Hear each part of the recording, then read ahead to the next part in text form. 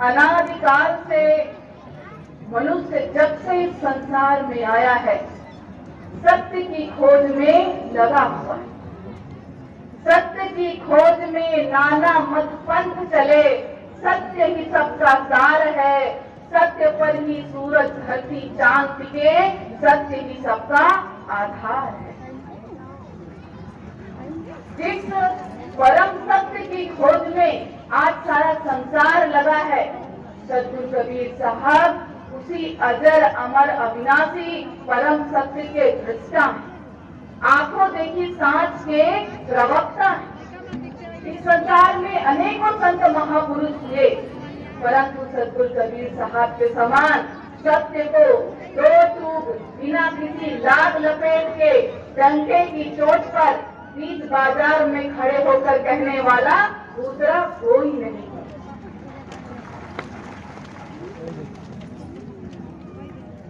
सद्गुरु कबीर साहब धर्म के मर्म को छुपाते नहीं। उन्होंने धर्म की जितनी सरल स्पष्ट व्याख्या की है, इस संसार में कोई दूसरा नहीं कर सकता। आंखों देखी परम सत्य की बातें सद्गुरु कबीर साहब इस संसार को समझाते हैं। देखिए, आंखों की देखी और कानों की सुनी में बड़ा अंतर होता है। एक बार एक बड़े प्रसिद्ध संत हुए बाबा फरीदास। बाबा फरीदास जी के पास एक व्यक्ति गया और बोला, बाबा संत बताइए मुझे कि सच और झूठ में क्या अंतर है? सच और झूठ में क्या अंतर होता है? फरीदास जी ने कहा, देखो सच और झूठ में 4 अंगुल का अंतर होता है। बस सच और झूठ में 4 अंगुल का अंतर होता है। व्यक्ति ने कहा, यह क्या बात हुई, मुझे कुछ समझ नहीं आया। मैं पूछ रहा हूँ आपसे कि सच और झूठ में क्या अंतर है और आप मुझे 4 अंगुल बता रहे हैं, मुझे कुछ समझ नहीं आया। फरीदास जी हंसते हुए बोले कि देखो, आंखों देखी बात सच होती और कानों सुनी बात झूठ होती है, और आंख और कान के बीच में देख लो 4 अंगुल का अंतर होता है। आंखों देखी बात सच होती, हम सभी विश्वास करते हैं जब अपनी आंखों से देख लेते। कानों सुनी बात पर हम तब तक विश्वास नहीं करते जब तक उसे अपनी आंखों से देख। तो सद्गुरु कबीर साहब की अजर अमर काल गई वाणी की विशेषता, सबसे बड़ी विशेषता यही है कि सद्गुरु कबीर साहब ने किसी से भी जरा उधार नहीं, नितांत मौलिक प्रत्यक्ष अनुभूति, हार्दिक आत्मिक अनुभूति की बातें सद्गुरु कबीर साहब इस संसार को समझाते हैं। पंडित मुल्ला जो कह दिया, ढाल चले हम कछु नहीं, अपने हृदय की बातें चाहे इस संसार में सबको समझाते हैं। परम सत्य के बारे में सद्गुरु कबीर साहब ने कहा, परंतु जब कहा अपने जीवन रूपी प्रयोगशाला में अनुभव की आंच पर पकाया तब कहा। सत्य को अनुभव किया तब कहा, सत्य को देखा तब कहा, सत्य को जिया तब कहा। दूसरों द्वारा लिखी लिखाई, पढ़ी पढ़ाई, सुनी सुनाई, कही कहाई बातें सद्गुरु कबीर साहब नहीं कहते हैं। अपने हृदय की गहराइयों से जो परम सत्य का अनुभव किया, उस परम सत्य को साहिब सबसे मानते हैं। साहिब की वाणी में बड़े सुंदर शब्दों में कहा गया है कि सद्गुरु कबीर साहब की वाणी में सत्य की धार है। साहिब की वाणी में ढोंग पाखंड के विरुद्ध ललकार है। साहिब की वाणी में हृदय की पुकार है, और जिसने भी साहिब की वाणी को अपने हृदय में धारण किया उसका भव से बेड़ा पार है। सद्गुरु कबीर साहब की वाणी को किसी युग विशेष, धर्म विशेष, जाति विशेष, स्थान विशेष, संप्रदाय विशेष के बंधन में नहीं बांधा जा सकता। ये सच्ची सभी प्राणियों के लिए सभी जीवों के हित के लिए सद्गुरु कबीर साहब की अमरवाणी प्रत्येक दर के लिए है, प्रत्येक जीव के लिए है, प्रत्येक घट के लिए। यह सद्गुरु कबीर साहब की कालजयी वाणी है, अमृत वाणी है, जो सभी जीवों के लिए हितकारी। क्यों? सद्गुरु कबीर साहब उस परमात्मा के आलोक से आलोकित होकर खड़ा बनाए, उस अजर अमर अविनाशी सत्य पुरुष परमात्मा के साकार स्वरूप है सद्गुरु कबीर साहब। तो इस संसार में जीवों के दुखों की निवृत्ति के लिए और उन्हें परम पद प्राप्त कराने के लिए आए। तो यदि जीवन को धन्य बनाना है तो सद्गुरु की शरण में जाना है। सद्गुरु कबीर साहब की वाणी है, साहेब कहते हैं, भक्ति भाव भादो न सबई चली उतराए, सरिता सोई सराहिए जेठ माघ कहना। देखिए, आज मेलों में, धार्मिक कार्यक्रमों में, धार्मिक आयोजनों में, मंदिरों में लोगों की भीड़ लगी हुई। जहाँ भी चले जाइए देखिए धार्मिक कार्यक्रमों में लोगों की भीड़ लगी हुई। तो क्या ऐसे धार्मिक कार्यक्रमों में, धार्मिक आयोजनों में सम्मिलित होने वाले सभी लोग साहेब के भक्त हैं, साधु हैं, धार्मिक व्यक्ति हैं? ऐसे धार्मिक आयोजनों में देखिए कैसे कैसे लोग आते, चर्चा करते, संसार को दिखाने वाले लोग, संसार के लिए संसार को दिखाने वाले लोग ऐसे धार्मिक कार्यक्रमों में खूब आते हैं। इनका एक ही उद्देश्य होता है कि मैं दूसरों को दिखाऊं कि मैं सज्जन व्यक्ति। मनुष्य का यही तो स्वभाव है ना, कहाँ पर क्या करने से वो सर्वश्रेष्ठ दिखाई दे, इस कार्य में मनुष्य का मन खूब लगता है। तो दूसरों को दिखाने के लिए ऐसे लोग धार्मिक कार्यक्रमों में सम्मिलित होते हैं, क्योंकि यह बात मानी जाती है, ये शब्द है कि धार्मिक कार्यक्रमों में आने वाले लोग सज्जन होते हैं। बात बिल्कुल सही, शब्द बिल्कुल सही है, पर लोग अर्थ अपने हिसाब से लगाते हैं। किसी भी प्रतिष्ठित संस्थान का नाम सुन लिया, जिसका नाम आजकल खूब चल रहा है, उस धार्मिक प्रतिष्ठान से जाकर जुड़ जाए, देखा देखी जुड़ जाएंगे, भीतर भक्ति का कोई भाव नहीं होता, सिर्फ दूसरों को दिखाने के लिए कि हाँ उस धार्मिक संस्थान का बड़ा नाम है, उससे जुड़ जाएंगे तो हम सज्जन कहलाएंगे, हम धार्मिक कहलाएंगे।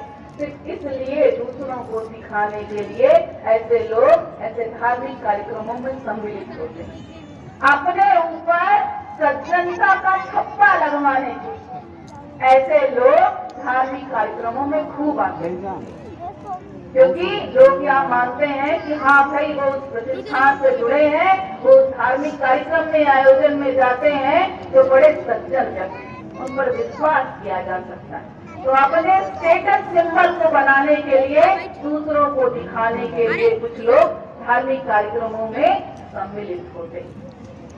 और कैसे लोग आते हैं? देखिए, हम सभी जानते हैं कि ऐसे धार्मिक कार्यक्रमों में लोगों की खूब भीड़ लगती है। तो जहाँ खूब भीड़ होती है, बहुत संख्या में लोग आते हैं, वहाँ पर कौन आते हैं? चोर भी आते हैं, जिनका सारा ध्यान सामने वाले की खेत पर होता है। और देखिए, मनुष्य के भीतर अनंत संभावनाएं छुपी हैं। हम चोरी के जितने तरीकों के बारे में जान लेते हैं, वो चोर कुछ न कुछ नया तरीका इजाद कर लेते हैं, आविष्कार ही कर लेते हैं। इतनी संभावनाएं मनुष्य के भीतर छुपी है, जहाँ चाह है वहाँ राह है। तो चोर चोरी के कोई न कोई नए तरीके बना ही लेते हैं। हम जितने भी तरीके समझ जाए, जान जाए कि हाँ ये ऐसे चोरी करेगा, वो कोई न कोई नए ढंग से आकर ढूंढ लेते हैं, चोरी कर ही लेते हैं। सब तरह जाते हैं उनके चोरी करने के तरीकों को देख। तो चोर आते हैं ऐसे धार्मिक आयोजनों में खूब, और सबसे ज्यादा भिखारी आते हैं। भिखारी वो नहीं जो कटोरा लिए हुए फटे पुराने कपड़ों में रास्तों में भीख मांगते हैं, उस भिखारी की बात नहीं कर रहे। कौन भिखारी आते हैं? सबसे ज्यादा भिखारी आते हैं जो सांसारिक मांग रूपी कटोरा लेकर संसार में हर धार्मिक कार्यक्रमों में, आयोजनों में, मेलों में घूमते रहते हैं। मेरे पास घर नहीं है, घर मिल जाए, घर बार अच्छा नहीं है, घर बार अच्छा बन जाए, नौकरी नहीं मिली है, नौकरी लग जाए, धन नहीं है, धन दौलत नहीं है, धन दौलत मिल जाए, व्यापार अच्छा नहीं चल रहा है, व्यापार अच्छा चलने लगे, विदेश में पढ़ने की इच्छा है, विदेश पढ़ने की इच्छा पूरी हो जाए, ऐसी ना जाने कितनी सांसारिक मांगों का कटोरा लेकर बहुत सारे भिखारी लोग धार्मिक कार्यक्रमों में खूब घूमा करते हैं। और भिखारियों को देखा है, अगर कटोरे में 2-4 सिक्के पड़ जाएं तो दूसरे दिन वहाँ दिखाई देंगे, और अगर सिक्के नहीं पड़े, पैसा नहीं मिला, तो दूसरे दिन वहाँ से उठकर कहीं और चल देते हैं कि यहाँ धंधा जम नहीं रहा है। तो यही हाल भिखारियों का भी है, तो सांसारिक मांग रूपी कटोरा लेकर धार्मिक कार्यक्रमों में अपने साहेब के दरबार में घूमते हैं। मुझे ये दे दो, वो दे दो, संसार दे दो, घर बार दे दो, व्यापार दे दो, प्यार दे दो, संसार में ही डूबे रहते हैं। और मांग पूरी हो गई तब तो दूसरे दिन दिखाई देंगे, फिर से आकर बैठेंगे क्योंकि इच्छा पूरी हो गई, तो संसार की कामना की वो कुछ इच्छाएं पूरी हो गई, तो दूसरे दिन फिर दिखाई देंगे। और अगर सांसारिक कामना पूरी नहीं हुई तो उठकर दूसरी जगह अपना धंधा जमाने चल देंगे, अपनी सांसारिक मांग का कटोरा लेकर दूसरी जगह चल देंगे कि यहाँ काम नहीं बन रहा है, तू नहीं और सही, और नहीं और सही, चलो उठो कहीं और चले। तो ऐसे भिखारी भी खूब दिखाई देते हैं। ऐसे धार्मिक कार्यक्रम जो साहेब के दरबार में साहेब से संसार मांगने ही आते हैं, और जो साहेब का भक्त होता है उस साहेब के दरबार में साहेब से साहेब को ही मांगने आता है। वो इस संसार के सारे कार्य भी अपने साहेब के लिए ही करता है, उनके प्रेम के लिए ही करता है। अपने सद्गुरु के प्रति हृदय में प्रेम का दिया जलाकर वह अपने साहेब के दरबार में साहेब से साहेब को ही मांगने आता है। वही जीव सच्चा भक्त है। और बाकी सब ये भिखारी, ये देखा देखी भक्ति करने वाले ये जोड़ इस संसार में ही रह जाएंगे। सिर्फ भक्त उस पार जाएगा, साहेब के दरबार जाएगा और साहेब का प्यार पाएगा। तो बनना है तो भक्त। देखिए, एक प्रश्न यहाँ भी उठता है कि ऐसे धार्मिक कार्यक्रमों में जो बहुत सारे लोग आते हैं उन्हें देखकर यह प्रश्न उठता है कि क्या भक्त की वेशभूषा बना लेने से कोई भक्त बन जाता है? साधु का ताना बाना पहन लेने से कोई साधु बन जाता है? तिलक माला लगा लेने से कोई धार्मिक व्यक्ति बन जाता है क्या? हर वेशभूषा धारण करने वाला, ताना बाना पहनने वाला, तिलक माला लगाने वाला क्या साधु होता है, भक्त होता है, धार्मिक जीव होता है? इस विषय पर सतगुरु कबीर साहब कहते हैं, तिलक माला तो भेष है, तिलक माला तो भेष है, भाव भक्ति है, और जो पांचों को वश किए वे साधु सिरमौर। तिलक माला पहन लेना, तिलक लगा लेना, माला पहन लेना, किसी रंग विशेष के वस्त्र पहन लेना शेष बनाने की बात है, क्योंकि इस तन तक ही सीमित रह जाएगा, इस शरीर तक ही बनकर रह जाएगा। परंतु साहेब से प्रेम भक्ति मन की बात है, जो मन ही समझ पाए। तो साहेब कह रहे हैं कि तिलक लगा लेना, माला पहन लेना, कोई रंग विशेष के वस्त्र पहन लेना वेशभूषा की बात है, परंतु अपने परमात्मा के प्रति, अपने साहेब के प्रति परम प्रेम भाव का नाम भक्ति है, जो मन से की जाती है, तन से नहीं की जाती है। तो तन को संवारने से काम नहीं बनेगा, मन को संवारना पड़ेगा। और मन को संवार कौन पाएगा? जो पांचों को वश किए वे साधु सिरमौर।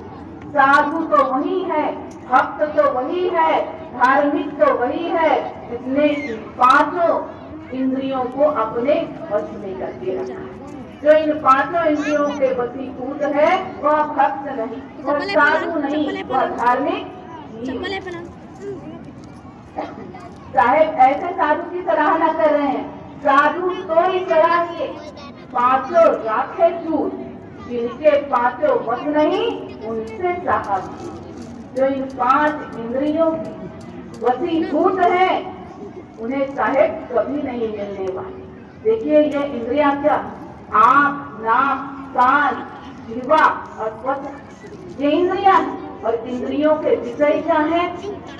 आपका रस, आपका विषय दर्शन, आपका विषय है रूप, नाक का विषय है गंध, कान का विषय है श्रवण, जिह्वा का विषय है रस और त्वचा का विषय है स्पर्श। जो इन इंद्रियों के विषयों के वशीभूत है वो परमात्मा को साहेब को कभी नहीं पाए। साहेब को कौन पाएगा? जो इन इंद्रियों को, इनके विषयों को अपने वश में करके रखेगा। आज मनुष्य को देखिए, इन इंद्रियों के द्वारा, इन विषयों के द्वारा अपने जीवन में सुख प्राप्त करना चाहता है, परंतु सुख कैसे प्राप्त हो? जिसने इस संसार में इंद्रियों पर, इन विषयों पर अधिकार प्राप्त किया वही परमात्मा को प्राप्त कर सकता है, और जिसने परमात्मा को पाया वही जीवन में सच्चा सुख प्राप्त कर सकता है, पा सकता है। अन्यथा इन इंद्रियों के वशीभूत, इन विषयों के वशीभूत जीव इस संसार में सुख के नाम पर सिर्फ भव सागर में चक्कर ही काटते रह जाएगा, फंसा ही रह जाएगा। देखिए इस विषय में एक बड़ी सुंदर सी कहानी। एक बार एक बालक अपने पिता के साथ अपने राज्य के बाजार में घूम रहा था। अपने राज्य के बाजार में एक बालक अपने पिता के साथ घूम रहा था। थोड़ी देर बाद अचानक भगदड़ सी मच गई, बड़ी आवाजें आने लगी। तो बालक ने कौतूहलवश देखा कि क्या हो रहा है, इतनी आवाजें कहाँ से आ रही हैं, इतनी भगदड़ क्यों मच गई। बालक ने देखा एक व्यक्ति 5 सैनिकों से घिरा हुआ राज दरबार की ओर बढ़ रहा है। एक व्यक्ति है जो 5 सैनिकों से घिरा हुआ है और 5 सैनिक उस व्यक्ति को घेरे हुए राज दरबार की ओर, राजमहल की ओर बढ़ रहे हैं। बालक के भीतर जिज्ञासा हुई। बालक ने कहा, पिताजी ये कौन है जिसे 5 सैनिक घेरे हुए लेकर जा रहे हैं? पिता ने कहा कि यह व्यक्ति चोर है, इसने हमारे राज्य में चोरी की है और अब इसे दंड देने के लिए 5 सैनिक राजा के समक्ष प्रस्तुत करने जा रहे हैं। यह व्यक्ति चोर। बालक को बात समझ में आ गई, बात पूरी तरह से समझ में आ गई। कुछ दिन बीते, एक दिन पुनः वह बच्चा, वह बालक अपने पिता के साथ बाजार में। अचानक से फिर बाजार में भगदड़ मच गई, हलचल मच गई, शोर शराबा होने लगा। बच्चे ने पुनः कौतूहल से देखा, आज क्या हो रहा है। आज उसने देखा तो फिर वही बात, एक व्यक्ति 5 सैनिकों से घिरा हुआ राजमहल की ओर आगे बढ़ा चला जा रहा है। बच्चे ने यह दृश्य पहले भी देख रखा। उसके पिता ने उस दृश्य के बारे में उसे पहले भी समझाया। बच्चे को जानकारी थी क्या हो रहा है। तो बच्चा वहाँ खड़े होकर, वह बालक वहाँ खड़े होकर जोर जोर से चिल्लाने लगा, पिताजी देखो आज फिर एक चोर दंडित करने के लिए जा रहा है। आज एक चोर फिर जा रहा है, राजा इसे दंड नहीं।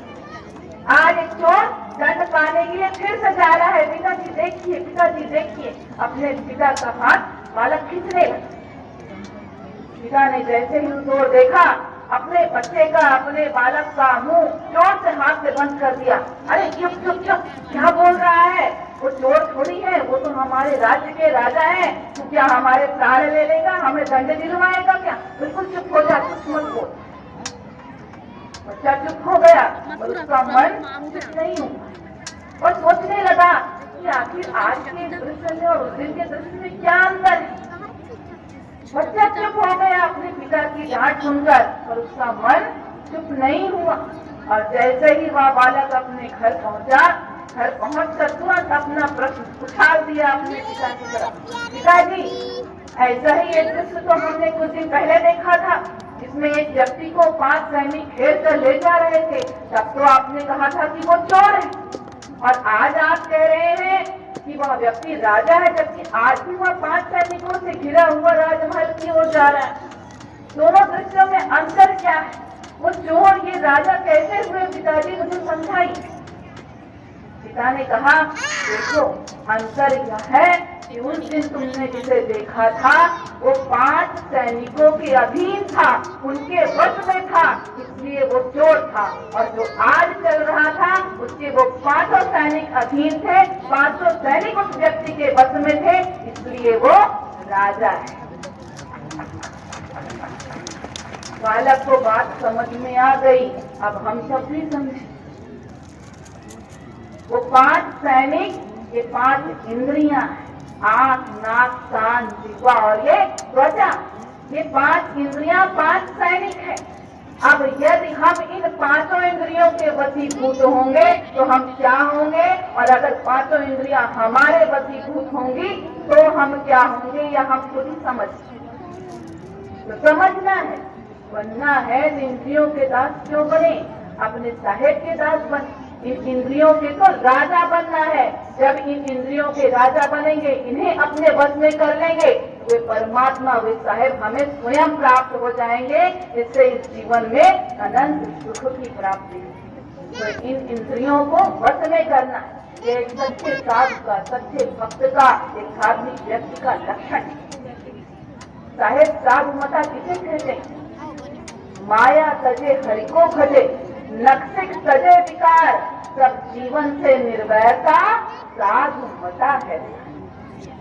जो माया का त्याग कर, जो परमात्मा के नाम का भजन सुमिरन करे, जो विषय विकारों को पूरी तरह से त्याग दे और इस संसार में रहकर भी द्वंद्वहीन जीवन जिए, वही सच्चा साधु है, सच्चा भक्त है, सच्चा धार्मिक जीव है।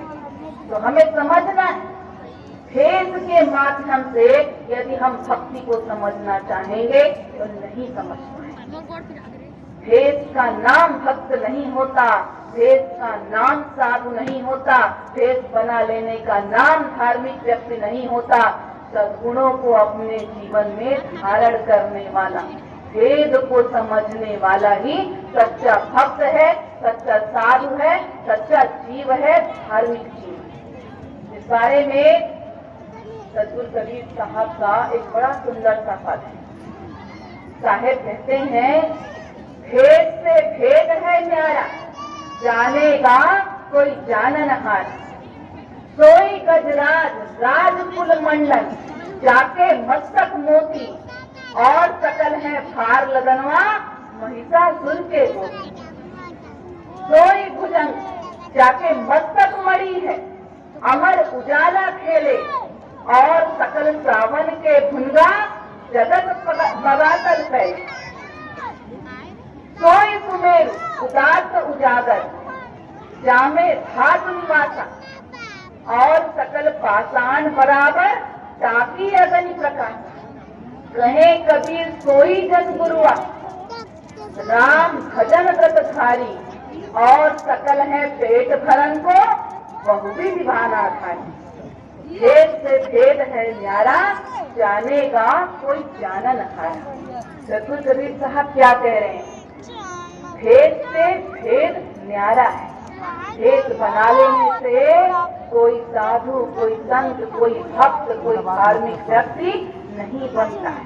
सद्गुणों को जीवन में धारण करने का नाम भक्ति है, धार्मिकता है, साधु भाव है, जो उस व्यक्ति को, जो उस जीव को सभी जीवों से अलग दिखाती है, विलक्षण दिखाती है, आलोक प्रकाशित करती है। इसको चाहे, इस बात को चाहे अनेक उदाहरणों से हमें समझा रहे हैं। पहला उदाहरण साहब ने क्या दिया?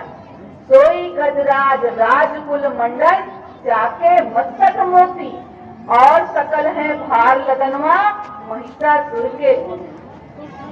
हाथी संसार में अनेक है, परंतु हाथियों का राजा उसे ही कहा जाता है जिसके मस्तक पर मोती, और अपने इसी विलक्षण गुण के कारण, अपनी इसी विलक्षणता के कारण वह राजकुल में, राजसभा में शोभायमान होता है, सम्मान पाता है। अन्य सभी हाथी को सिर्फ हार लादने वाले महिषासुर के वंशज के समान है, जिनके जीवन का कोई विशेष अर्थ नहीं। हाथियों में वही हाथी श्रेष्ठ है जिसके मस्तक पर। दूसरा उदाहरण साहेब क्या समझा रहे हैं? सोई भुजंग जाके मस्तक मणि है, ज्योति उजाला खेले, और सकल सावन के भुनगा जगत पदार्थ फैले। संसार में सांप अनेकों हैं, बहुत सांप हैं, परंतु सर्पराज वही है जिसके मस्तक पर मणि है, जिससे अनंत ऊर्जा, अनंत उजाला फैला हुआ है, चारों तरफ प्रकाश फैला हुआ है।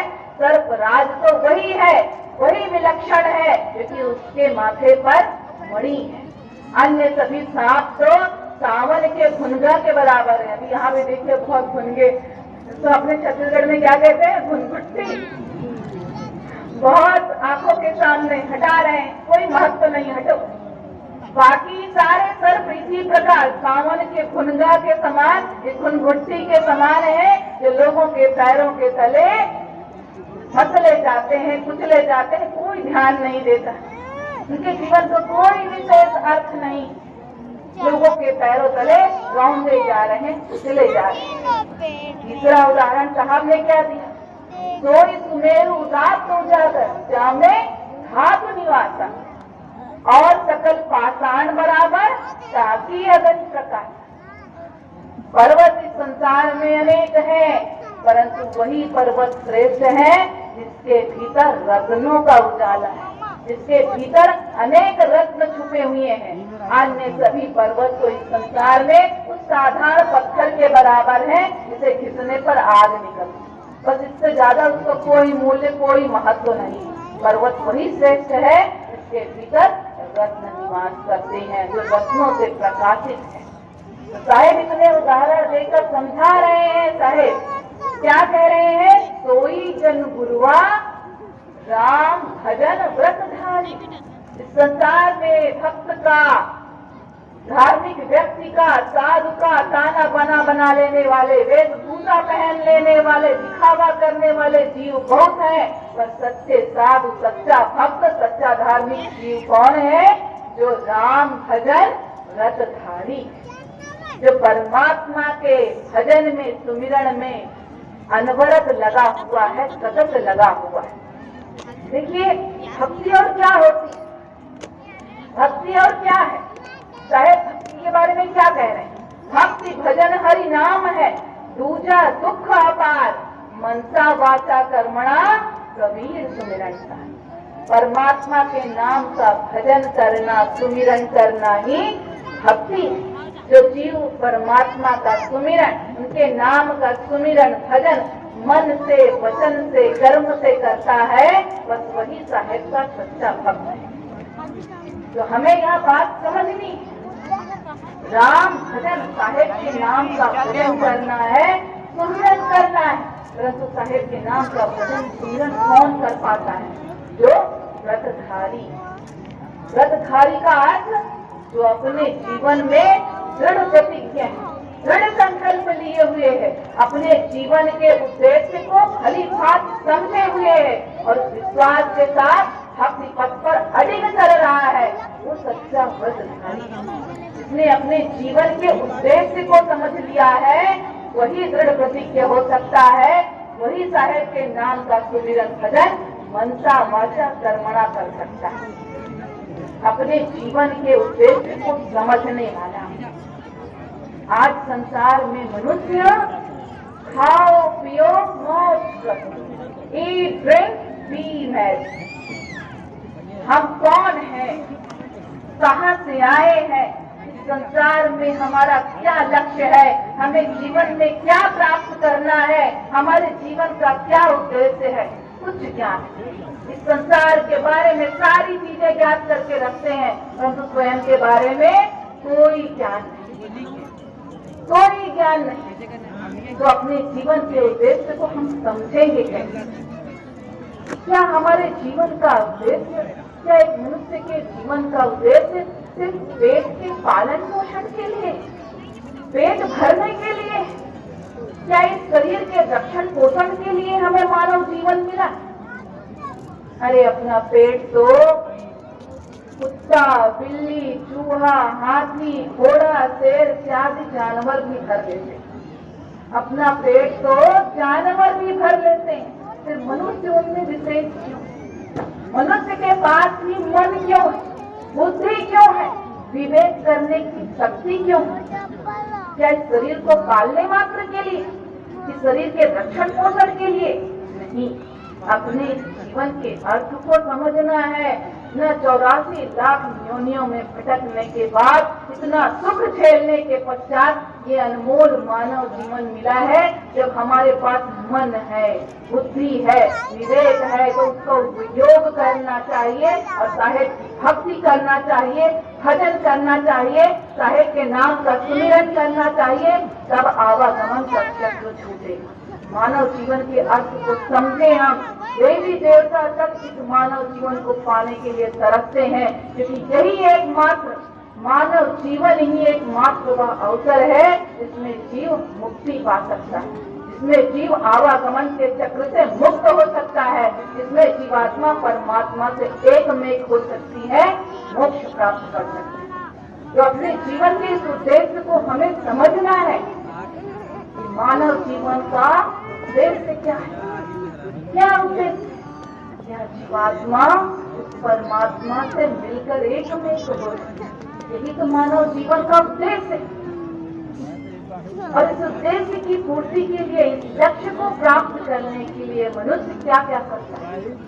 जब तप करता है, पूजा पाठ करता है, अनेक ग्रंथों का अध्ययन करता है, दान पुण्य करता है, परंतु फिर भी इस संसार में भटक कर रह जाता है।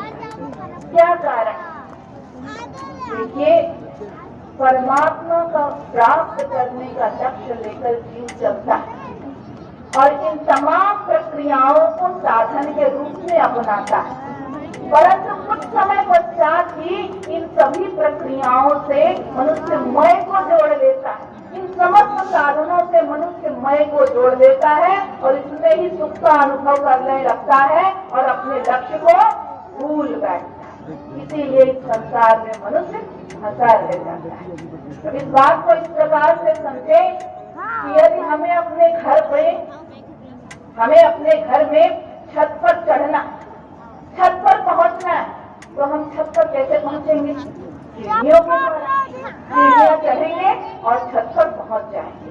परंतु यदि हम सीढ़ियों से ही प्रेम कर बैठे, सीढ़ियों को ही अपना सब कुछ मान बैठे और सीढ़ी पर बैठकर ही सुखी हो जाएं, तब लोग हमें समझाएंगे, कहेंगे क्या पागल बन रहा है, क्या पागल हुआ बैठा है, क्यों मूर्ख बना बैठा है? ये सीढ़ी तेरा लक्ष्य नहीं है। सीढ़ी से चढ़कर तुझे छत पर पहुंचना है, तो छत पर पहुंचना तेरे जीवन का लक्ष्य, और तू सीढ़ी पकड़ सुखी हुआ बैठा है, सुखी होने का नाटक किए बैठा है, खुश हुआ बैठा है। समझ इस बात को। यही गलती हम अपने जीवन में भी कर रहे हैं। ये सारी प्रक्रियाएं, ये जप तप पूजा पाठ ग्रंथों का अध्ययन दान पुण्य सहायक है अपने लक्ष्य परमात्मा को प्राप्त करने। परंतु जीव क्या करता है? कुछ समय पश्चात इन समस्त प्रक्रियाओं के साथ मय को जोड़ देता है। अगर जप तप किया तो मय ध्यानी, अगर ग्रंथों का अध्ययन किया तो मय ज्ञानी, अगर दान पुण्य किया तो मय दानी। बस इसी में सुखी हुआ फूला संसार में फिरता है। मैं ज्ञानी, मैं ध्यानी, मैं दानी, मैं को जोड़ देता है। फिर इसके परिणाम क्या होता है? जीव अपने लक्ष्य से दूर होता चला जाता है। इन समस्त साधनों में ही सुख ढूंढने लगता है, क्योंकि मैं को इन साधनों से जोड़ लेता है। फलस्वरूप परमात्मा से जीव दूर हो जाता है। तो इस मैं को मिटाना है, इस मैं को मिटाना है, अहंकार के भाव को दूर करना है। तो ये मैं दानी, मैं ज्ञानी, मैं ध्यानी, फूला फूला इस संसार में फिर रहे हैं, इस मैं के भाव को त्यागना। आसक्ति तभी छूटेगी जब यह मैं का भाव छूटेगा। तब क्या हो, ये सारी प्रक्रियाएं, ये सारी सीढ़ियां, जब तक पूजा पाठ ग्रंथ अध्ययन दान पुण्य, ये सारी सीढ़ियां मात्र सहायक होंगी जिसे जीव इस तन से करेगा। परंतु जीव का मन अपने साहेब में, अपने परमात्मा में लगा रहेगा। मनुष्य की स्मृति अपने साहेब से लगी रहेगी और यह तन सत्कर्म करते रहेगा। उसी स्थिति में मनुष्य को परमात्मा की प्राप्ति, इस मैं का त्याग करना, इस मैं का त्याग करना है, तन से सत्कर्मों में प्रवृत्त रहना है और सुरती को, इस मन को, हृदय को साहेब से लगा कर रखना है। तभी जीवन में सच्चे व्रतधारी बनेगा और व्रतधारी ही साहेब का भजन सुमिरन भी ढंग से करता है और तभी उसका जीवन धन्य होता है। तो अपने उद्देश्य को हमें पहचानना है कि हम इस संसार में क्यों आए हैं, हमें यह मानव जीवन क्यों मिला है। और अपने उद्देश्य को समझकर दृढ़ प्रतिज्ञ होकर, जब यह संसार नहीं दिखाई देगा, सर्वत्र अपने साहेब दिखाई देंगे, क्योंकि जीवात्मा अपने परमात्मा को पहचान लेगी, अपने जीवन के उद्देश्य को पहचान लेगी, तो दृढ़ संकल्प लेकर दृढ़ उद्देश्य के साथ अपने परमात्मा को पाने के लिए निकल पड़ेगी। और उस स्थिति में इस संसार की माया व्यक्ति को अपने मार्ग से, भक्ति के मार्ग से गुमराह भी नहीं सकती। सच्चा व्रतधारी मनुष्य तब बनेगा और एक सच्चा व्रतधारी मनुष्य ही परमात्मा के नाम का भजन सुमिरन कर सकता है। और जो साहेब के नाम का सुमिरन भजन सही ढंग से करेगा, उसी का जीवन धन्य है। बाकी के बारे में साहेब क्या कह रहे हैं, और सकल है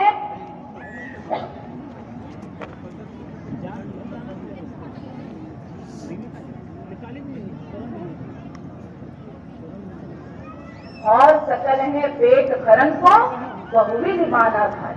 अन्य सभी इस संसार में सिर्फ अनेक वेशभूषा में रंगे हुए मैं रूपये से अतिरिक्त अन्य कुछ नहीं। तो हमें भेद के माध्यम से साधुता को नहीं समझना है, भेद के माध्यम से साधुता को हम समझें। सच्चे मन से भजन करें, साहेब का सुमिरन करें, अपने जीवन में दृढ़ संकल्प रखें, अपने उद्देश्य को पहचानें, तब सच्चे व्रतधारी बनेंगे और तभी साहेब के नाम का सुमिरन भजन कर सच्चे भक्त बन पाएंगे, साधु बन पाएंगे, धार्मिक जीव बन पाएंगे। साहेब क्या कह रहे हैं यहाँ पे, जोगी जंगम जेवड़ा सन्यासी दरवेश, साहेब से परिचय बिना सब पेट भरन का पेट। किसी को भी देख लीजिए, जो भी साहेब से परिचय नहीं किया है, साहेब को पहचाना नहीं है, जीवात्मा के लक्ष्य को समझा नहीं है, परमात्मा का दर्शन नहीं किया, चाहे वो योगी हो, जंगम जेवड़ा सन्यासी दरवेश, सबके बारे में साहेब कह रहे हैं कि पेट भरन का पेट। सतगुरु कबीर साहब को किसी का डर नहीं, क्योंकि सत्य को किसी का डर नहीं, वो सबके लिए, सबके भले के लिए, किसी के भीतर कोई बुराई न रह जाए, सबके भले के लिए उसके हृदय पर चोट करते हैं ताकि जीव समझे और अकथ पथ पर चले, अपने जीवन को धन्य करे। साहेब समझा रहे हैं, जोगी जंगम जेवड़ा सन्यासी दरवेश, साहेब से परिचय बिना सब पेट भरन का। जिसने साहेब को नहीं पाया, साहेब का दर्शन नहीं किया, वह सब बस इस संसार में स्वार्थ सिद्धि के अपनी स्वार्थ के लिए इस संसार में लोगों को भ्रमित करते फिर रहे हैं। तो भेद के द्वारा साधुता को नहीं समझना है, भक्ति भाव को नहीं समझना है, भेद के द्वारा समझना है। अन्यत्र भी साहब इस बात को समझाते हैं, भेद बराबर भेद है, भेद बराबर नहीं, तोल बराबर ऊंची, मोल बराबर नहीं। भेद के द्वारा भेद को कभी नहीं समझा जा सकता। जैसे हम सोने को नापते हैं, सोने को तौलते हैं, तो तराजू के एक पलड़े पर सोने को रखते हैं और तराजू के दूसरे पलड़े पर घुंघी, जिससे सोने को नापा जाता है। कितने वजन का सोना रखना है, तो मापक को घुंघची कहते हैं। तो एक पलड़े पर घुंघची रखते हैं और दूसरे पलड़े पर घुंघची के वजन के बराबर सोना तौलते हैं। तो यद्यपि कि दोनों का वजन, दोनों का भार समान होगा, सोने का भार और घुंघची का भार समान होगा, परंतु ऐसा तो नहीं है कि जो सोने का मूल्य है वही घुंघची का भी मोल हो जाए। दोनों के मूल्य में जमीन आसमान का अंतर है। तो यह समझना है हमें, भेद के द्वारा साधुता नहीं समझी जा सकती, भक्ति को नहीं जाना जा सकता, धार्मिकता को नहीं पहचाना जा सकता, सद्गुणों के द्वारा पहचाना जा सकता है। भेद इस तन का, जब तक इस तन को सजाएंगे तब तक भेद को ही समझ पाएंगे, पर जब इस मन को सजाएंगे, संवारेंगे, तब भेद को समझ पाएंगे। और जब जीव का जीवन पूरा होता है तो ये तन नहीं जाता, ये मन जाता है। तो मन को सजाएंगे तभी जीवन संवरेगा, तभी जीवन धन्य होगा। तन को संवारेंगे, तन को इस संसार में ही रह जाएगा। इस अर्थ को हमें समझना है। देश के द्वारा सद्गुणों को, साधु को, भक्त को, धार्मिक जीव को नहीं पहचाना जाता। इस विषय पर एक बड़ी सुंदर सी कहानी। एक बार एक व्यक्ति एक संत जी के पास गया और संत जी से बोला, संत जी, मैं गृहस्थी के कार्यों से बड़ा ऊब गया, मैं गृहस्थी के बोझ से थक गया हूँ, अब मैं साधु बनना चाहता हूँ, मुझे आप साधु बना लीजिए। संत जी ने कहा, अच्छा, तुम गृहस्थी के कार्यों से थक गए हो, अब बाहर निकलना चाहते हो, साधु बनना चाहते हो, तो तुम बताओ क्या सोचा है। जब इतना सोचा है कि गृहस्थ भाव से, गृहस्थ धर्म निकल कर मैं साधु बन जाऊं, तो उसके लिए कोई न कोई उपाय भी सोचा होगा। क्या लगता है, तुम कैसे साधु बन सकते हो? व्यक्ति ने कहा, इसमें कौन सी बड़ी बात है संत जी, आप मुझे अपने यहाँ बुला लीजिए और अपने वस्त्र मुझे दे दीजिए, उन वस्त्रों को पहनकर मैं भी साधु बन जाऊं। संत जी हंसने लगे, बोले, अच्छा, अब मैं तुझसे कुछ प्रश्न करता हूँ, तो मेरे प्रश्नों का उत्तर देना। व्यक्ति ने कहा, संत जी पूछिए। संत जी ने कहा, एक बात बताओ, अगर किसी पुरुष को महिला के वस्त्र पहना दिए जाए तो क्या वह पुरुष महिला बन जाएगा?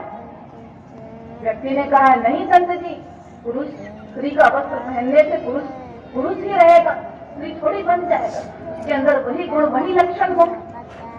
अब ये बताओ, संत जी ने कहा, अब ये बताओ कि क्या किसी स्त्री को यदि पुरुष के वस्त्र पहना दिए जाए तो क्या स्त्री पुरुष बन जाएगी?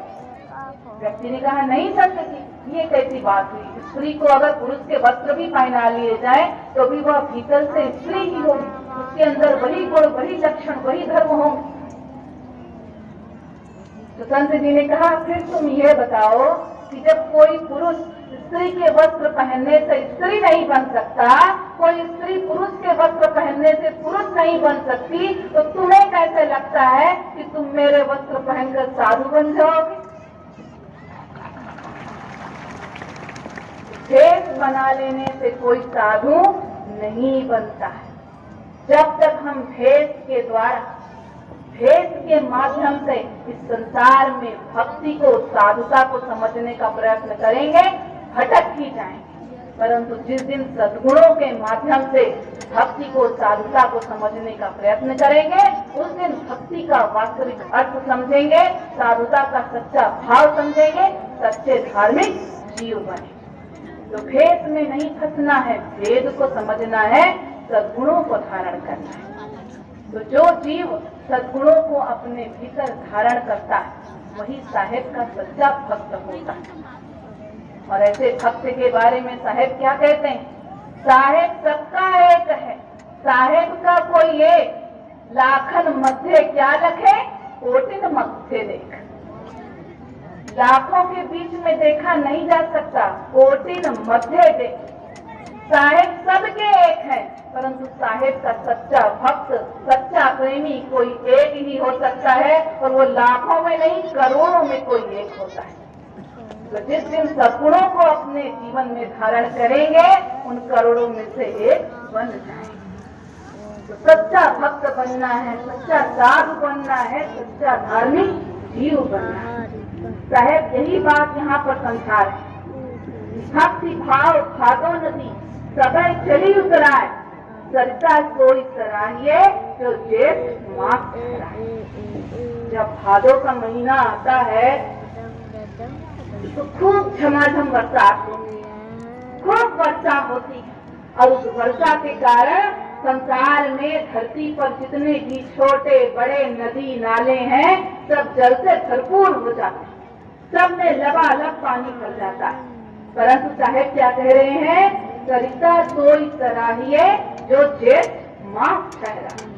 सरिता तो वही श्रेष्ठ है, नदी तो वही श्रेष्ठ है जो जेठ मास की गर्मी में, जब सारे जल स्रोत गर्मी के कारण सूख जाते हैं, उस विषम परिस्थिति में भी जल से भरपूर रहे, आप्लावित रहे, वही नदी श्रेष्ठ है। तो यही बात साहेब जीवों को समझा रहे हैं कि देखा देखी भक्ति करने से भक्ति भाव को हम कभी नहीं समझ सकते। वेशभूषा बना लेने से, बाह्याडंबर के द्वारा हम भक्ति को कभी नहीं समझ सकते। जो सदैव विषम परिस्थितियों में भी, जीवन में कैसा दुख आए, कष्ट आए, परिस्थितियाँ कैसी भी विपरीत क्यों न हो जाए, साहेब के प्रति प्रेम कभी कम न हो। सदैव साहेब के प्रेम की सरिता हृदय में अनवरत सतत निरंतर बहती रहे, ऐसा परम भक्त ही भक्त होता है, साधु होता है, धार्मिक जीव होता है, और वही श्रेष्ठ होता है, उसी का जीवन सफल होता है, धन्य होता है। तो हमें समझना है और सच्चा साहेब का भक्त बनना है, साधु बनना है, धार्मिक जीव बनना है। जो साहेब का भक्त होता है उसके जीवन को देखें।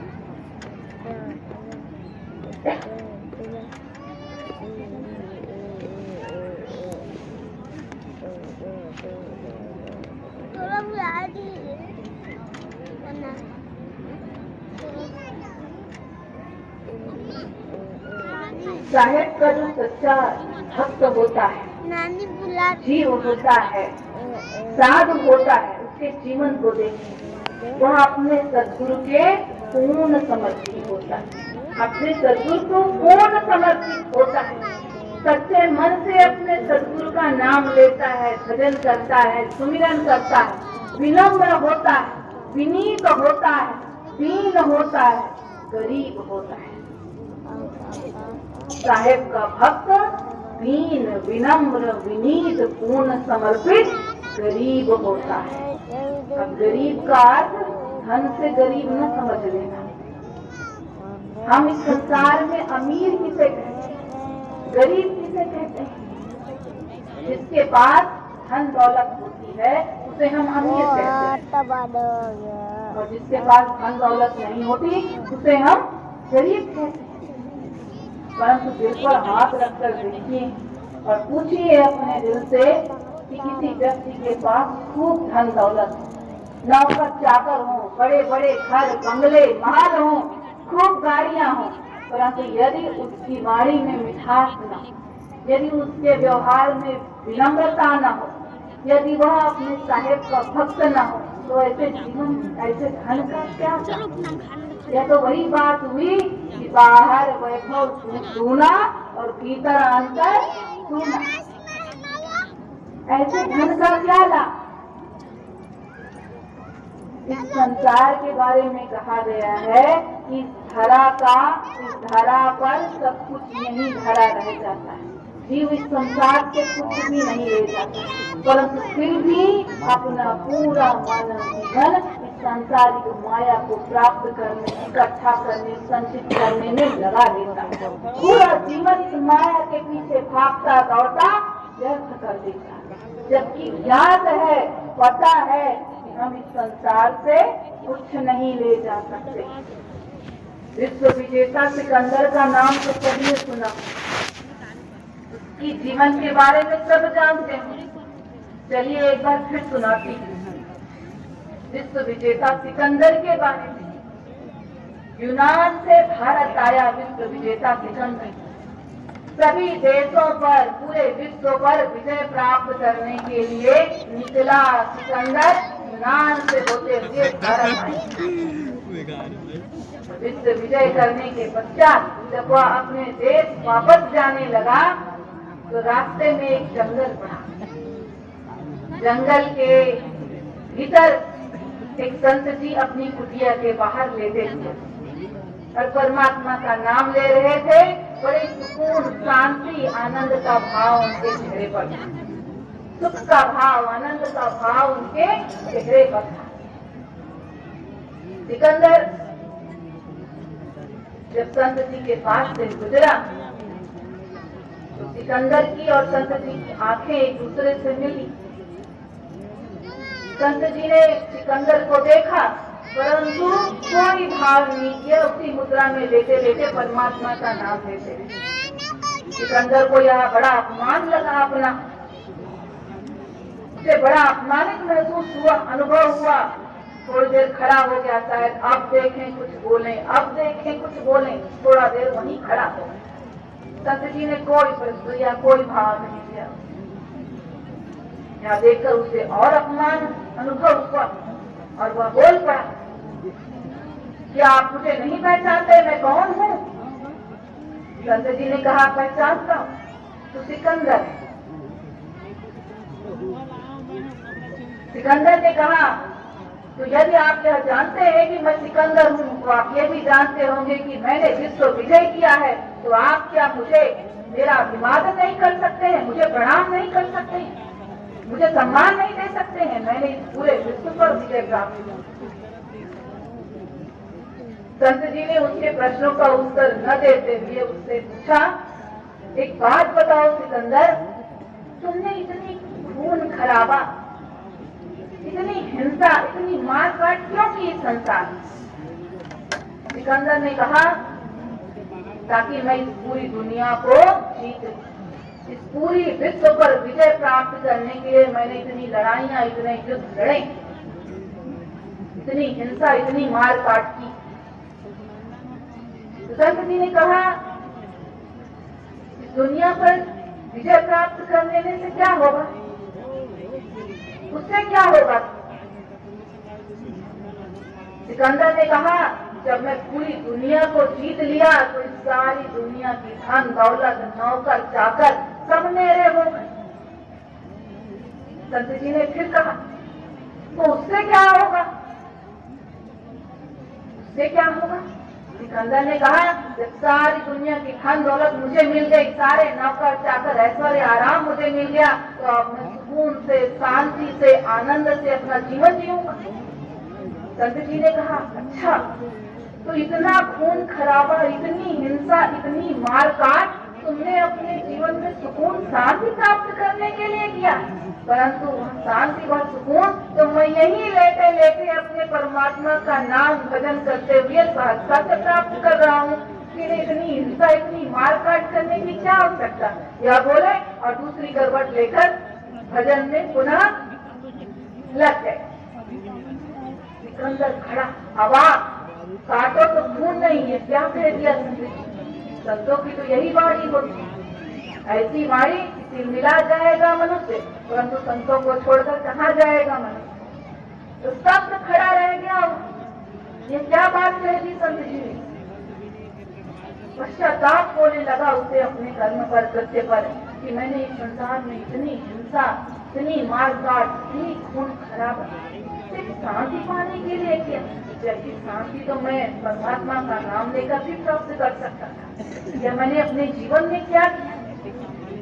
थोड़ी देर तक अवाक खड़ा रहा, फिर मरे कदमों से जब जीवन का सत्य ज्ञात हो गया कि मैंने इतनी बड़ी गलती की, तो मरे कदमों से अपने देश वापस लौटे, परंतु हृदय में संत जी की वाणी कील के समान सदैव खड़ी।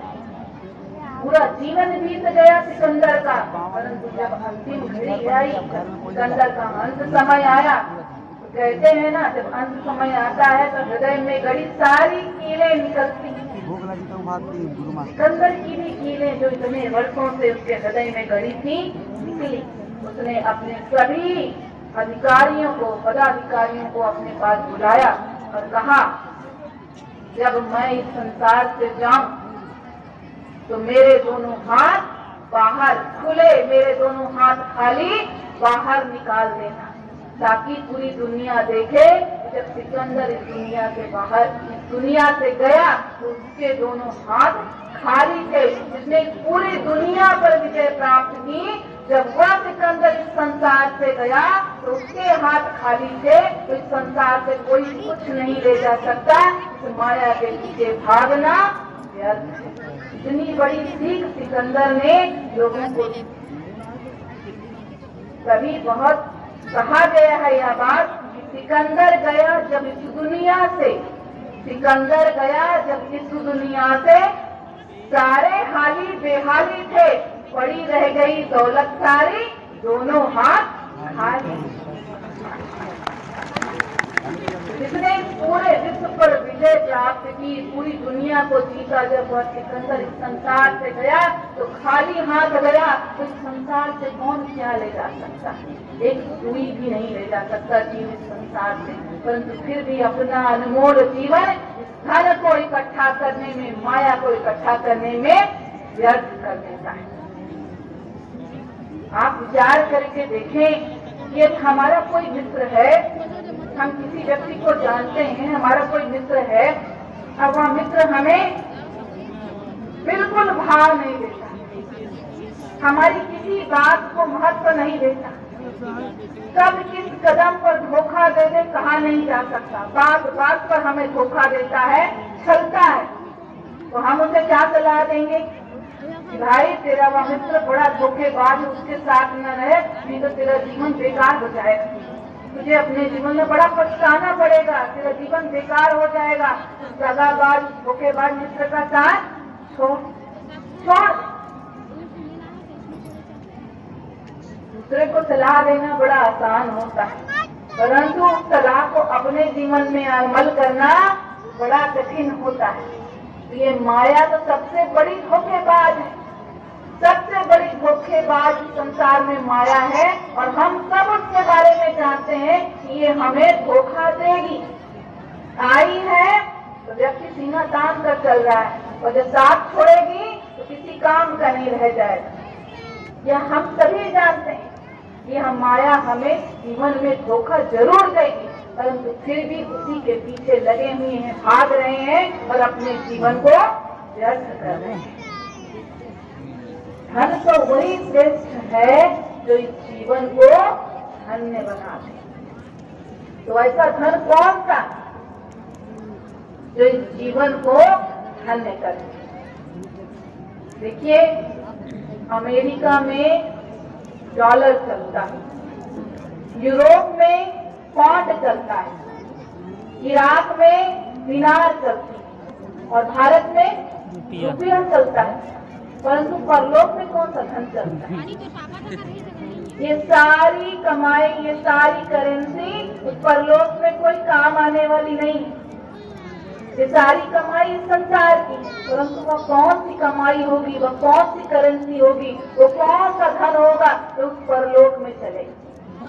परमात्मा के नाम का धन उस परलोक में चलेगा, जो मनुष्य के इहलोक को और परलोक को दोनों को संभाल लेगा, सुधार देगा, धन्य कर देगा, धनी बना देगा। तो परमात्मा के नाम की कमाई ही सच्ची कमाई है, जिसे अपने जीवन में सबको कमाना चाहिए।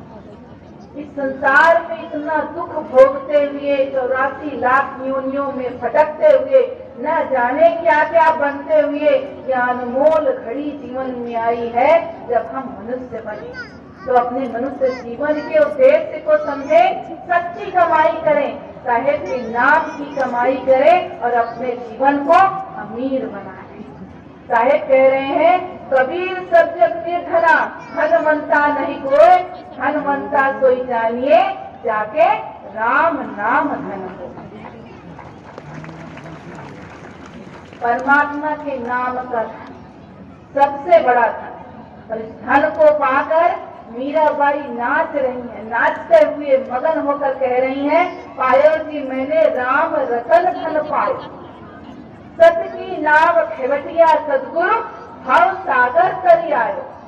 वस्तु अमोलिक दई मेरे सदगुरु कृपा करी अपनायो। जन्म जन्म की पूंजी पायो, राम रतन धन पायो। खर्च न खूटे, चोर न लूटे, दिन दिन बढ़त समायो। मीरा के प्रभु गिरधर नागर, हरस हरस यश गायो। मीराबाई परमात्मा के नाम का गुणगान करते हुए नृत्य कर रही है, नाच रही है, मगन हो गई है और कह रही है मेरे सदगुरु ने दया कर मुझे जो परमात्मा का नाम दिया, अब उस परमात्मा के नाम को मुझसे कोई छीन नहीं सकता है। ये तो दिन दूनी रात चौगुनी बढ़ने वाली कमाई है, जिसे न कोई चोर लूट सकता है न खर्चा होने से कम हो। तो ऐसे धन का संचय करना है। संसार में सांसारिक माया का संचय करता है तो चिंता कितनी होती, इतनी चिंता होती। जब धन का जीव खुद संचय कर लेता है, धन दौलत इकट्ठी कर लेता है, तो कितनी चिंता जीव को सताती। कहाँ छुपाऊं कि कोई देख न पाए, इनकम टैक्स वाले रेड न मार दे, कैसे छुपाऊं कि किसी की नजर में न आए, और इसी चिंता में गला जाता है। तो जो चिंता का कारण बन रही है वो कैसा था, वह कैसे जीवन में सुख लाए, वह तो चिंता का कारण बनी हुई। कैसे खर्च करूं, इतना कम खर्च करूं कि माया पूरी की पूरी मेरे पास जैसी तक बनी रहे, कोई मुझसे लूट न सके, जैसे कि तैसी मेरे पास बनी रहे। जबकि यह सबको ज्ञात है कि ये माया किसी के पास रहने वाली नहीं है। जब जीव इस संसार से जाता है कुछ नहीं लेकर जाता है, परंतु फिर भी इस माया को संचय करने में लगा हुआ है। परमात्मा के नाम की कमाई करने की बात कह रहे हैं। इस संसारिक माया के पीछे भागना व्यर्थ है, व्यर्थ है। साहेब कह रहे हैं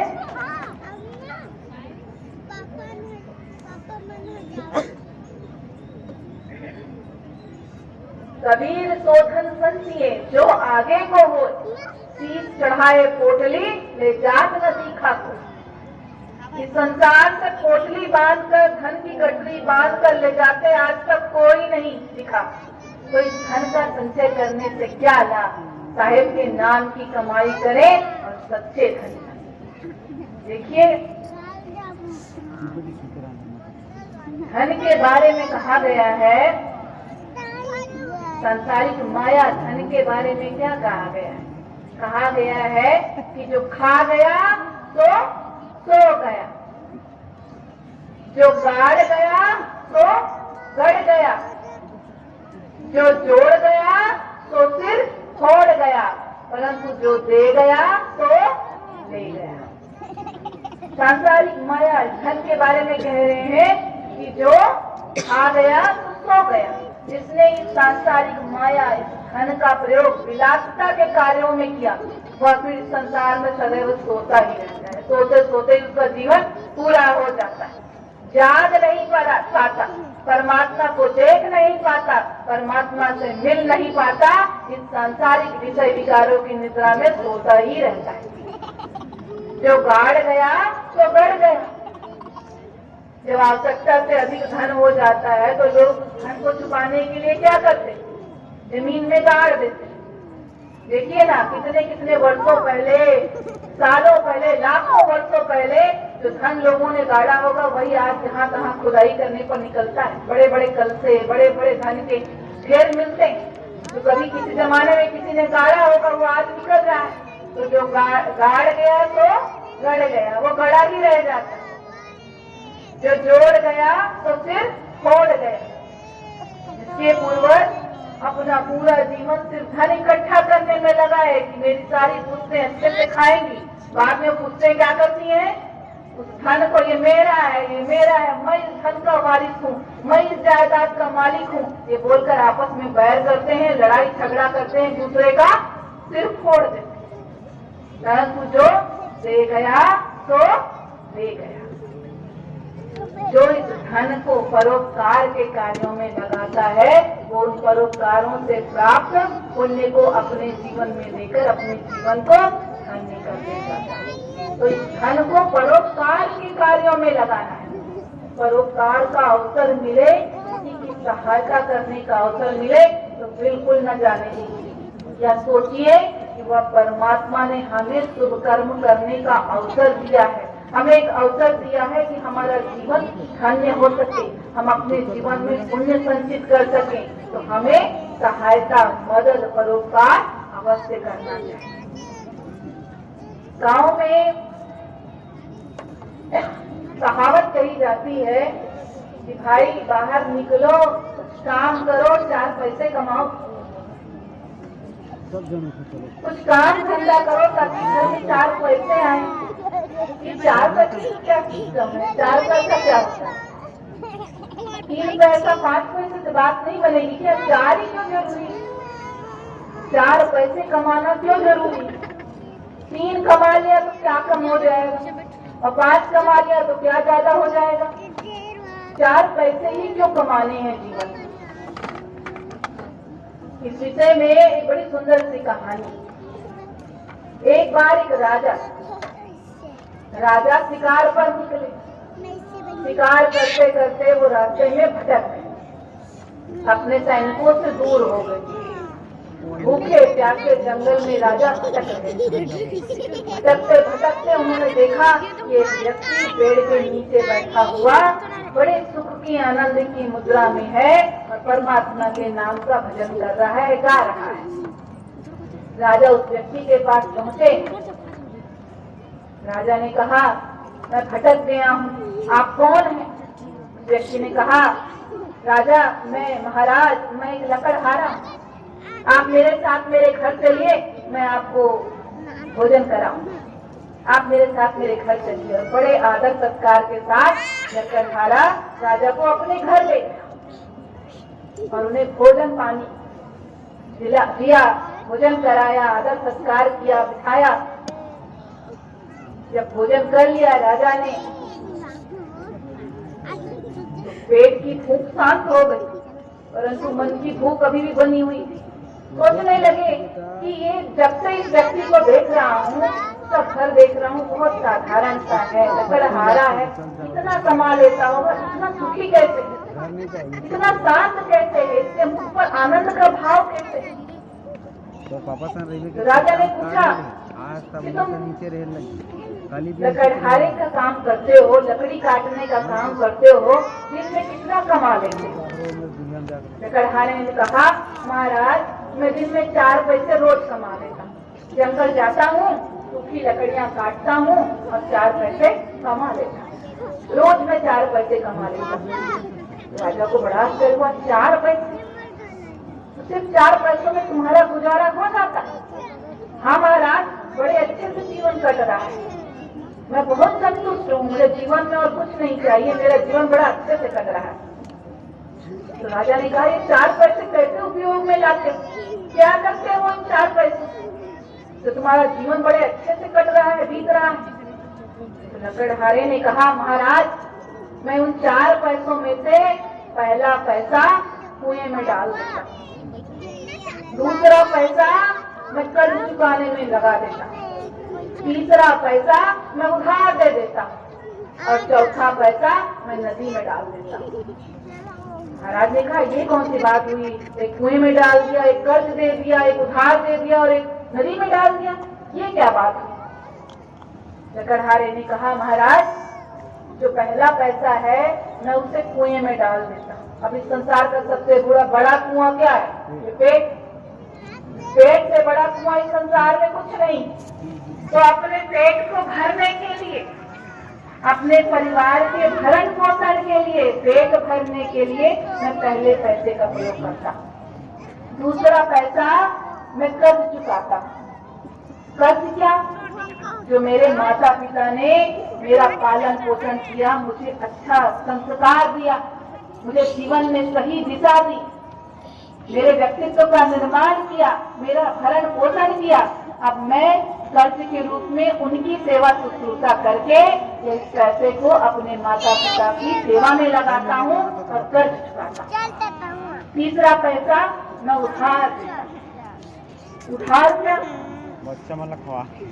मैं अपने बच्चों के बेहतर भविष्य के लिए, वो अच्छी पढ़ाई करे, जीवन में अच्छा कार्य करें, उनका भविष्य सुधरा रहे, वो अपने जीवन में अच्छे कार्य कर सकें, इसलिए तो मैं एक पैसे को उधार में दे देता हूँ, अर्थात अपने बच्चों की पढ़ाई लिखाई, उनके व्यक्तित्व निर्माण में खर्चा करता हूँ। और चौथा पैसा मैं नदी में डाल देता हूँ। नदी में डालने का अर्थ, मैं चौथे पैसे को परोपकार के कार्यों में लगा देता। अब मैंने उस पैसे को नदी में डाल दिया, नदी निरंतर सतत प्रवाहशील है, आगे बढ़ती चली जा रही है, कब किसके उपयोग में वो पैसा आएगा मैं नहीं जानता। इसका अर्थ समझें, इसका अर्थ समझें, नदी में डालने का, नदी प्रवाहशील, अब वह पैसा कहाँ गया हमें नहीं मालूम। कहने का अर्थ समझें, जब हम परोपकार करते हैं तो परोपकार के कार्य से मैं को अलग रखें, मैं को अलग रखें। मैंने इतना दान किया, मैंने इतना पुण्य किया, मैंने इसको यह दिया, मैंने उसको यह दिया, मैंने परोपकार कर इतना काम किया। दुनिया को दिखाने के लिए परोपकार करने से पुण्य संचित नहीं होगा। बिना मैं को परोपकार के कार्यों से जोड़े, जब हम परोपकार करेंगे, दूसरों की सहायता करेंगे, मदद करेंगे, तब हमारे जीवन में पुण्य संचित हो। तो इसीलिए कहा कि नदी में डाल दिया, नदी बहती जा रही है, किसके काम में आएगा हम कह नहीं सकते हैं, हम वहाँ कहीं नहीं। तो ऐसे ही परोप के कार्य में हम कहीं नहीं है, सिर्फ परोपकार करना है, दूसरों के भले के लिए कार्य करना है, दूसरों की सहायता करनी है, मदद करनी है। तो इन चार पैसों के अतिरिक्त जीवन में जो कुछ और बटोरा वो सिर्फ लोभ का कारण है, और लोभ सिर्फ मनुष्य को दुख ही देता है। तभी साहेब कह रहे हैं कि जो जल बाढ़े नाव में, घर में बाढ़े दाम, दोनों हाथ उलीचिए यही सयानों का। जैसे नदी में जल बढ़ने लगे तो बस निकालो, नहीं तो डूब जाओ। वैसे ही आवश्यकता से अधिक धन अगर इस जीवन में संचय किया तो डूब ही जाए। तो जितना आवश्यक है जीवन निर्वाह के लिए, ये चार पैसे से अतिरिक्त कमाने की आवश्यकता नहीं है। अपने जीवन के उद्देश्य को समझना है और सच्ची कमाई करना, तब यह जीवन धनी होगा, धन्य होगा, श्रेष्ठ होगा। संतुष्टि का भाव तभी आएगा।